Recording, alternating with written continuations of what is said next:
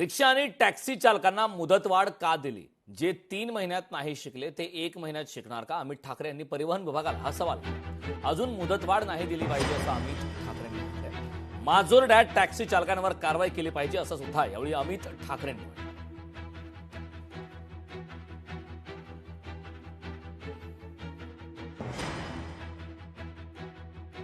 25-30 वर्ष ही माणसं इकडे राहत आहेत.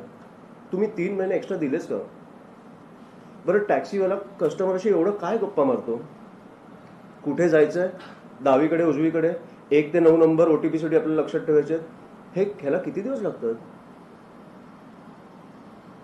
मराठीत ह्या गोष्टी शिकायला किती दिवस लागतात? एवढंच आपली चर्चा होते ना टॅक्सीवाल्याशी, डावीकडे घे उजवीकडे घे, किंवा कुठे जायचंय, ओटीपी. आत्ताच तुम्ही तो काल व्हिडिओ जो तुम्ही टाकला तो मी बघितला, व्हायरल झालेला. तो माजोर्डा टॅक्सीवाला तुम्हाला वाटतं अजून 1 महिन्यात मराठी शिकणार आहे?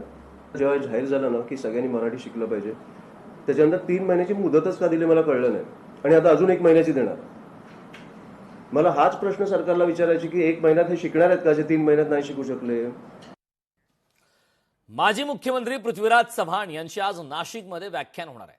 2047चा विकसित भारत वास्तव की दिवा स्वप्न या विषयावर विचार मांडणार आहे. डॉक्टर नरेंद्र दाभोलकर विवेक व्याख्यानमालेत व्याख्यानाचं आयोजन करण्यात आलं. सायंकाळी 6 वाजता रावसाहेब थोरात हॉल मॅरेथॉन चौक येथे या कार्यक्रमाचं आयोजन करण्यात आलं.